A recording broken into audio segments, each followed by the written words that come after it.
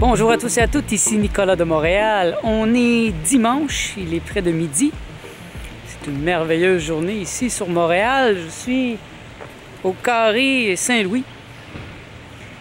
C'est un endroit dont j'ai déjà parlé. C'est un endroit qui est mythique pour moi. Et je jouis de cette journée. J'en suis au 14e jour de ma cure de jus. Donc ça va extrêmement bien. Je suis très heureux. Et les résultats se font sentir. J'ai déjà perdu 12 livres. Et là, j'ai commencé aujourd'hui officiellement l'entraînement pour les abdominaux. Parce que, comme vous savez, l'objectif pour cette cure de jus, pour moi, c'est d'entrer dans mes pantalons. C'est aussi simple que ça. Je me suis acheté des nouveaux pantalons qui vont avec mon veston.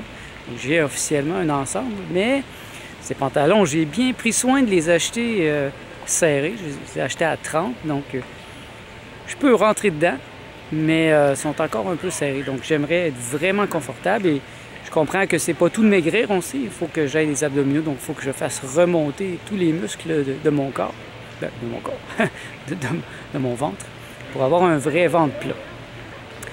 Aujourd'hui, je voudrais réfléchir sur quelque chose de très intéressant, c'est l'éloge de la lenteur. Dans mon journal, il y a près d'une semaine et demie, j'écrivais comme un enragé. C'était un pep talk. Je me boostais, je me préparais à aller vite, à ne pas avoir d'indulgence envers moi-même et d'être ferme pour me changer, pour me donner un être. Et à la rapidité à laquelle j'écrivais, eh bien, j'ai fait un lapsus très intéressant. Et j'ai décidé de prendre ce lapsus au sérieux puisque c'est mon être qui a parlé à travers ma personne. J'ai demandé à mon être, j'ai commandé à mon être de prendre toute la place dernièrement. Et il a pris sa place. Je vais vous lire la phrase. Et là, j'écrivais « Et moi, je ne veux tolérer aucune urgence. » Je veux dire indulgence. En fait, ce que je voulais écrire, c'était que je ne veux tolérer aucune indulgence dans ma pensée. Je veux vraiment être ferme. Je peux être indulgent envers les autres, doux vers les autres, mais envers moi, il faut que je sois dur. Mais non, mon être me dit, je ne veux tolérer aucune urgence. J'aurais pu passer par-dessus ce lapsus, et ne pas le prendre au sérieux, mais ayant étudié la psychologie aussi, je comprends aussi le pouvoir des lapsus. Quand on se trompe et on dit quelque chose d'autre, alors qu'en fait, on dit le fond de notre pensée. Donc ici, j'ai dit le fond de ma pensée. Je ne tolère aucune urgence. Et ça m'a fait réfléchir beaucoup. Je me disais, OK, je veux maigrir et je veux être en forme. Je veux me détoxifier, mais il n'y a pas d'urgence. Donc, je suis pas malade là présentement, je suis pas à l'article de la mort, j'ai pas un cancer en phase terminale qui m'obligerait à, là oui, aller vite et de réagir. Non, c'est de la prévention. Donc, il n'y a pas d'urgence. Et ça m'a donné l'idée de vraiment jouir plus de ma cure de jus. Parce que j'avais l'intention de peut-être arrêter de manger pendant une semaine, d'y aller fort, là, sans indulgence. Mais ce que je comprends, c'est que je suis peut-être mieux d'y aller tout en douceur, de vraiment jouir de la cure de jus. Donc, vraiment prendre des jus, cette fois-là, les 30 jours de jus, et puis après, continuer avec la phase 1.5 de l'alimentation arc-en-ciel, puis ensuite, continuer encore avec la phase 1 en janvier. Et donc, arriver finalement au mois de mai prochain, où là, j'aurais vraiment fait une détox en profondeur, mais en douceur. Au lieu d'y aller trop fort, de me rendre malade, de m'épuiser, et peut-être même de me blesser, bien, d'y aller doucement. Et ça fait partie aussi du jovialisme. C'est l'éloge de la douceur. La douceur, faire les choses en douceur. Doucement. Et c'est pas quelque chose que j'ai, dans ma vie, toujours appliqué. J'ai une nature très violente. Je suis un créateur. Donc, la violence créatrice est très forte en moi. Et souvent, j'y vais raide. Et j'ai perdu beaucoup d'amis comme ça. parce que eux n'étaient pas comme ça. Et je dois dire qu'avec Martha, ben, j'apprends encore plus à appliquer la douceur. C'est une femme douce, super sensible. Et puis parfois, ma nature violente ne fonctionne pas. C'est le contraire même, ça a l'effet contraire. Donc, dans les faits, dans ma vie quotidienne, bien, je suis obligé d'appliquer la douceur, la sensibilité.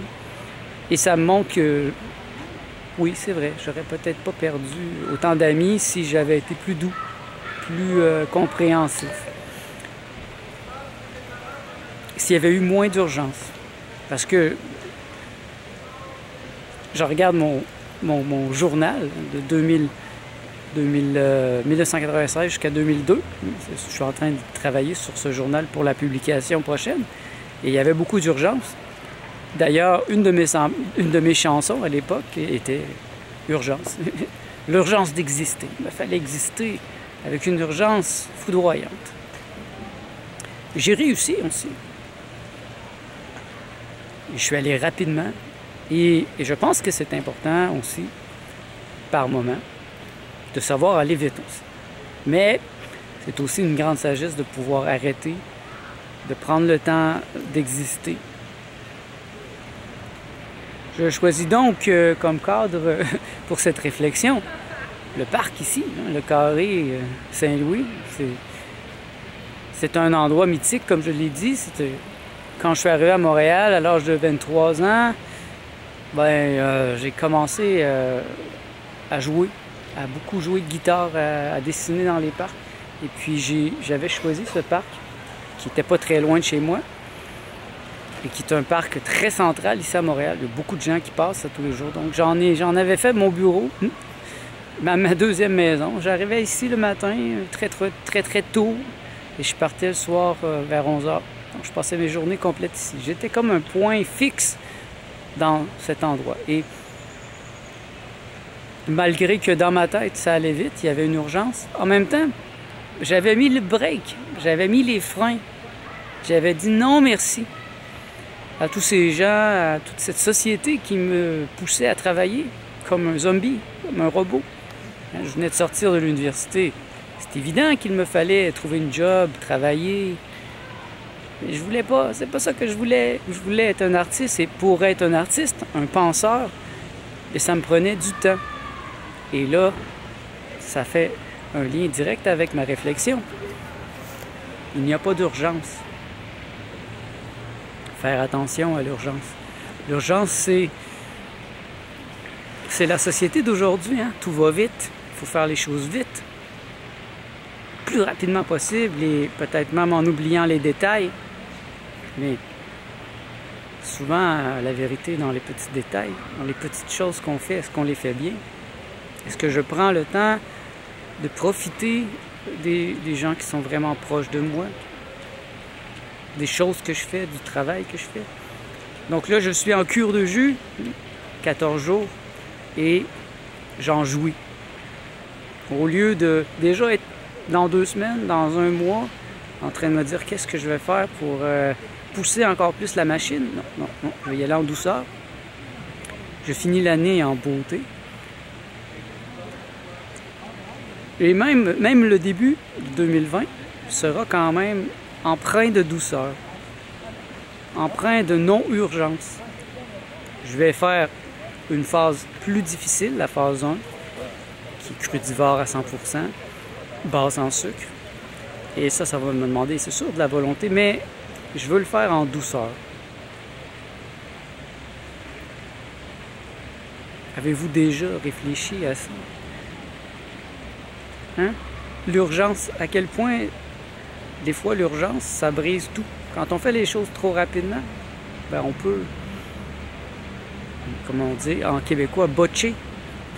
C'est-à-dire tourner les coins un peu trop ronds. Oublier de la poussière dans le coin. Et là, j'en suis à une étape où il me semble que cette anti-urgence va beaucoup m'aider à entrer dans l'éternité. Y a-t-il de l'urgence quand on est un éternel, puisqu'on vit pour l'éternité? Et je me veux un éternel. Je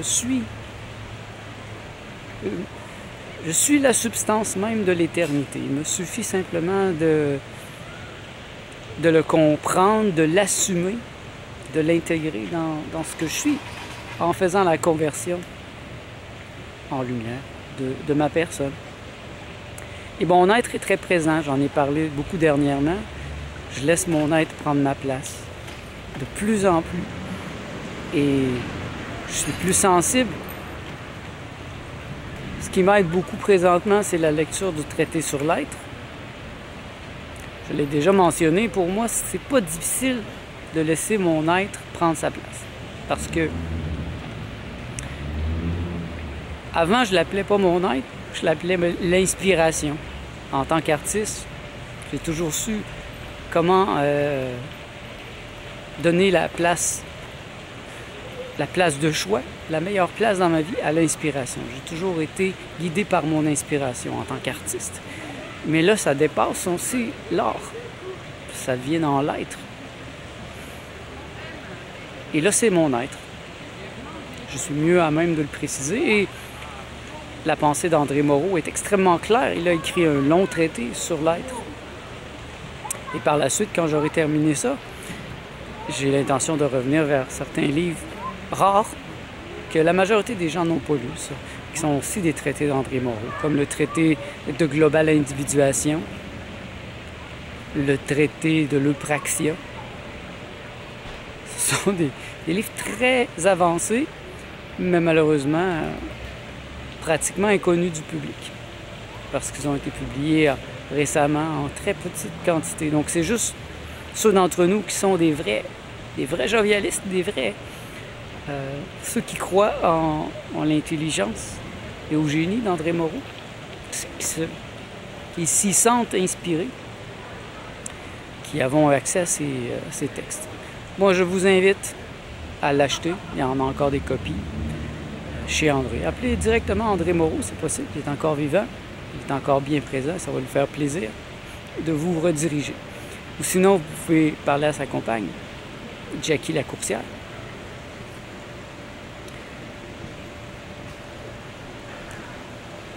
Je vous invite à appliquer cette réflexion dans votre vie aussi. Dites-vous, comment puis-je ralentir? Comment puis-je prendre plus de temps pour chaque détail, pour jouir, pour faire d'une minute 10 heures, pour rentrer dans l'éternité, bref.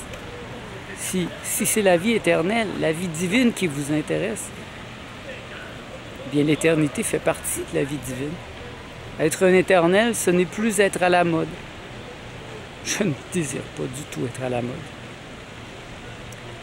Ce que je désire le plus profondément, c'est être un classique. Et ça se reflète dans mon œuvre. Je ne joue pas avec les idées à la mode. Je ne cherche pas à être à la mode absolument. Quitte à changer d'idée dans 5 ans, dans 10 ans. Non, non, non. Je m'applique réellement à avoir des idées maîtresses qui sont stables et qui sont toujours là dans ma vie. Par exemple, l'idée d'avoir plusieurs partenaires. Moi, je suis dans le partnership amoureux ouvert. C'est ça mon idée du couple. Hein? Certains pourront dire le polyamour. Bien, je remarque que dans mon journal, même quand j'avais 20 ans, c'était quelque chose qui était là, ce que je désirais. J'avais beaucoup de difficultés à bien l'exprimer, mais c'était déjà là. Les idées maîtresses étaient déjà là. Il suffit de les remarquer et de les renforcer, comme une habileté que j'ai, par exemple, et que je décide de travailler. J'ai toujours été bon en dessin. Ça a toujours été quelque chose de fort dans ma vie. J'ai commencé à dessiner très jeune. Puis j'ai commencé à faire de la bande dessinée vers l'âge de 10 ans. Et c'est devenu une passion intense, brûlante. J'ai dessiné, j'ai fait beaucoup de bandes dessinées jusqu'à la fin de la trentaine. Beaucoup de peinture, de la musique. J'ai toujours suivi mon inspiration.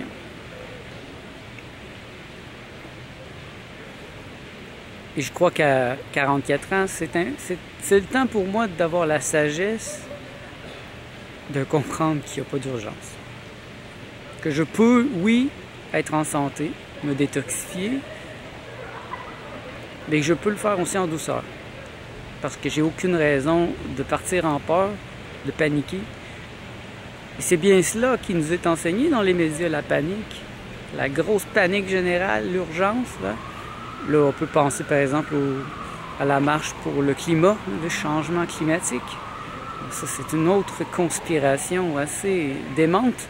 Je pourrais vous en parler cette semaine. J'ai des choses très intéressantes à dire à ce sujet. Pour vous aider à ne pas être dupe de cette propagande.